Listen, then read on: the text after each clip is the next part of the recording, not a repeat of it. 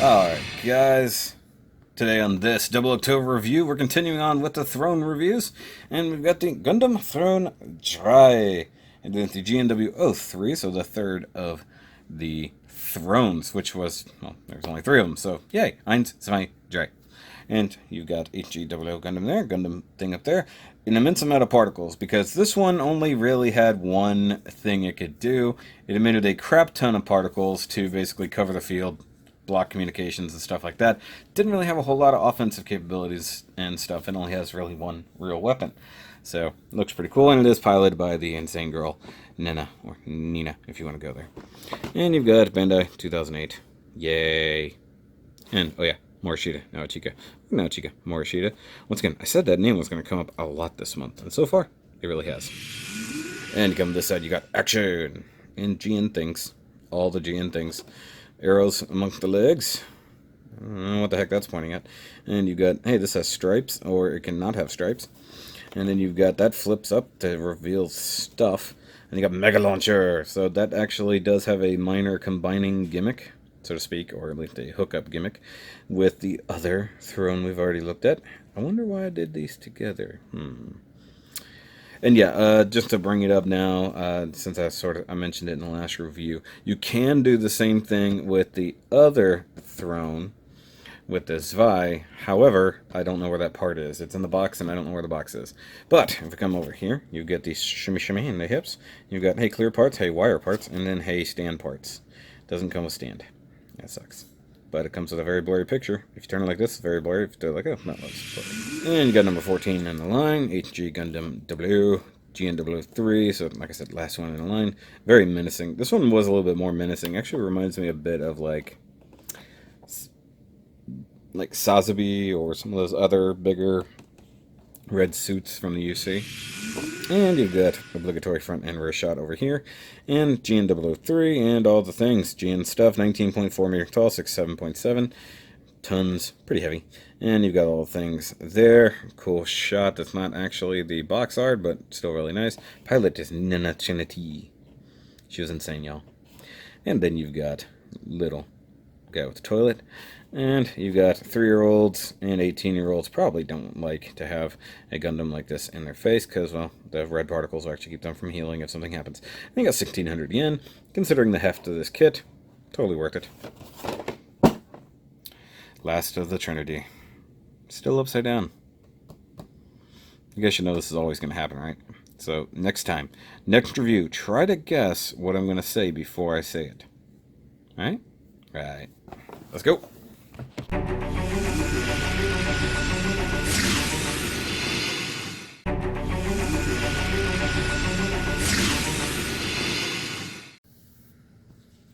Alright guys, so here we have the Gundam Drei out here. That'll be the third, or the 3. And it is looking very much kind of reddish. And I was saying it looked kind of like Sazabi before. And I think it looks a little bit more Epionish with the way these wings and stuff work. Now, there's a couple things about this. One, lots of stickers. So you have the obligatory chest sticker in there. You have the obligatory stickers here on the shoulders and the crotch. And did skip a few, but other ones we got here. We have the shoulder armor here, which this is a shield / particle emitter, which you can look at later. And actually there should be some gray running down here. It just didn't happen. So you got sticker here and definitely sticker there. You also come over to this side, which is another shield, I guess. Big white sticker across here, and 3 stickers. One here, one along the edge, and one on the inside. That one's actually not too bad. And if you come to the back, you get big white stickers here. Now, before we go any further, we're talking about detail. This thing didn't have enough. All of this area you see that is gray on this, including, I'll go ahead and reveal the gimmick. That is actually really hard to open, by the way. Including inside here. All of that was solid red. And in reality, it needs to be this same brown. However, I don't have anything remotely close to that brown, so I just used my favorite dark gray ever. And it doesn't look too bad. Same thing over here on the arm-mounted gun. So it comes all in white, with the exception of this red piece here. So you had to paint the entire barrel of the gun, all of this up here, and this round section. And technically speaking, this section right here is supposed to be white as well, but they don't even give you a sticker for that, and painting white over a maroon was not something I was looking forward to doing with my day. I already had to paint the gray and the yellow on the legs, and you can see that's a little bit rough, but realistically, considering how fast I threw this together, it's not that bad. There were no stickers for the toes, although those needed to be dark, and actually the paint was a little bit thin, so it's showing through. So, sorry, my quality on this one. The last thing I built that day, and little shabbier than normal. I definitely admit that. You also had to paint the vents right up top and the ones underneath here. Underneath there. Now you can see. But all in all, I actually do like this kit. It looks pretty cool. And just like I said before, all three of them do have their own individual things. Oh, by the way, I forgot about these vertical stickers right here. I thought about painting that and just said, screw it. I'll go ahead and use the stickers. I'm already there. Did have to add a little bit of yellow paint to the cheeks right there, and the eyes were stickers, of course. I do like the kind of hidden V-fin effect sort of right there, or horns, because she's a little bit demonic. Looks pretty cool, but compared to her brothers, there's that one. And we'll bring out the big boy. They are all the same core suits. So very much like the... Remember last time when I was talking about how they like to fall over? That's an example. Their feet are not totally underneath her. So they all have the same essential core. Like everything is the same from the neck down. The arms are exactly the same, with the exception of what's attached at the shoulder points, and then all three backpacks are different. However, you could easily swap all the parts if you wanted to. If you wanted the Ainz to have this backpack, if you wanted her to have that sword, you can do it. And then if you wanted this one to have both arm cannons, you could technically do that. So all the parts definitely swap over. The only thing that will hinder anything is if you have one that doesn't have a peg on the shoulder, like this one and this one. So she's the only one with two shoulder pegs for two different shoulder mounted things. But if you really wanted to kit bash these, you could. I mean, there's nothing really against it. So you got big dude with the big sword over here, which I never have mounted. And of course his fangs. And then her, she's got her big particle emitters. That's her only thing. She doesn't really have a big weapon. She's only got the arm cannon, which is just what it is. And then of course the beam sabers, which have slots for beams, but they don't give you those. And then of course the big guy is what it is. Like I said, these could have probably been all one big review, but oh well.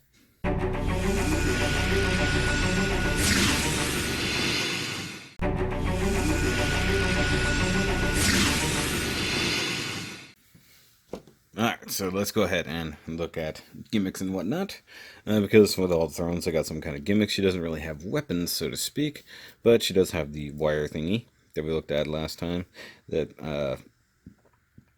I attached to the Zwei.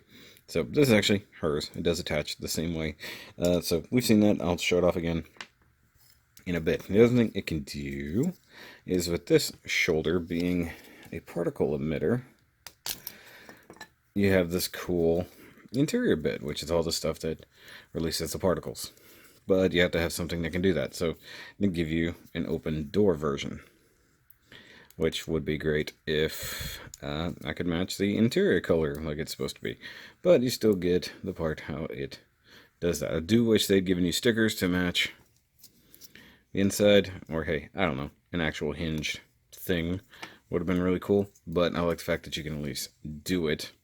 So that's fun. And you tilt the shoulders up and you got her doing her thing for the most part, because you still have to come to the back and mess with the backpack, because all these guys have something going on back here. And as we looked at earlier, you can open up these doors. Some easier than others. Come on. I had no problem with this earlier, now I can't do it. Such a stupid problem. Like, and of course they didn't put it up against any edges to make it easy. Okay, there we go. I finally get a thumb under it. So you can get that one open. There we go. And they are just on little ball joints, or not ball joints, polycaps right there. So you open it up. Looks like I missed a little bit of paint cleanup. You tilt them up. Stupid beam sabers are in the way, so I guess tilt those under it. Seriously, the beam sabers are pointless. They're just mostly there for adornment. You get the underside, you get that side, and you've got her in her full-on particle emitting mode, like so. And if one were to, say, put a stand underneath her and pose the legs a little bit, she's basically in her like angel mode that they kind of show off on the cover. So she's just doing that thing where she's just releasing particles in every direction. I do wish it had some kind of ab crunch to lean forward just a little bit, but it's pretty good anyways. Now what you want to do for the final kind of combined mode, since I sort of left that out on the last one, I'll go ahead and pop this down, grab this guy, jam it up in there. I know, I was trying to shortcut it, and I should have known it wasn't going to work that way. Because it's not the easiest thing in the world. There we go. Okay, close it back up, more or less. See, she should be tilted forward ever so slightly. Now we take our eyes, which I've done part of the transformation already. So you need to have the gun swiveled back like so, tilted up mostly like this, kind of crested over the shoulder like that. It's not very comfortable. And then you have to hinge this thing up, kind of, it's really hard to show. All you have to do is just trial and error until you get it right. But this part pegs into there for support. Now what you do is you come to the back here, fold this part down, fold this little handle out. Actually, there's this little part under here that, as far as I know, this little thing pops out. It's just a little hook. I don't think it serves any actual purpose, to be totally honest with you guys. It's just there. But the handle is there for a purpose. So you come back here. I'm going to go ahead and plug this guy in as best you can. Come on, get under there. Alright, and then with all of that done, you bend the wire. I know, this is the dumb part. Oh, I need to have him on a stand. That would make life easier. See, the funny thing is the wire has so much tension that, you know, the box shows you this, the instructions show you this. But when it comes to the practical application of doing this, it's actually a lot harder, because the wire itself has pretty much bonded everybody together. So you want to kick these back down, kind of back a little bit. You want to put the gun over her shoulder. See, look at it. It's strong enough that it's pushing the stand over. And because she's the one with like the massive particle. And for those who were just yelling at the screen or laughing at me, yeah, I figured it out. You're supposed to do it in the other hand, dummy. It's still an awkward fit, but hey, there's your combo form, so they can finally use the Mega Launcher all powered up like it's supposed to be. So it is what it is. I still don't know exactly what this thing does for this guy.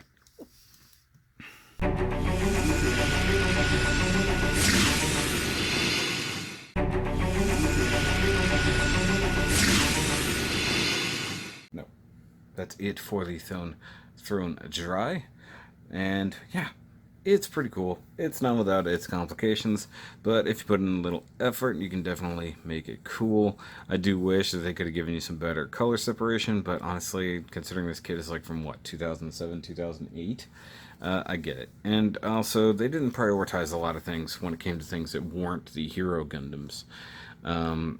It's a pretty simple kit. This one went together really fast in comparison to the Eins. The Eins had been the first one that I'd put together in a while, so it took me the better part of an afternoon and then a little bit in the morning. This one I threw together in not even 3 hours, and that was with all the excess painting and stuff like that, which was a pain in the butt, Gotta love that purple sheen, though. But to finally have all of the thrown together is kind of worth it, though. The fact that that's leaning backwards ever so slightly is just annoying. But hey, she's pretty cool. I'm going to try to get good thumbnails. Guys, if you like this video, if you like this Gundam, give me a thumbs up. And yeah, technically it is a Gundam. Even though, you know, Setsuna says it's not. Go ahead and give me a thumbs up. Hit that subscribe-ish button if you are new to the channel. If you're new to 00CTOBER, by now you should be fairly well acquainted with it. At least from this month. And of course, this is the final Throne video. Or is it? Teasers. But guys, go ahead and grab yourself a Shoki shirt. Give you a new subscribe-ish shirt. Or go ahead and get yourself a 00CTOBER tour shirt. Don't ask why it's a tour. It just is. It's just how I model the shirt. It's pretty cool. I like them. I've got a couple. I'm good. And it was, of course, designed by Mr. Rodimus 13, good friend of mine. So guys, I will catch you on the next review. And remember, as always, to keep on building.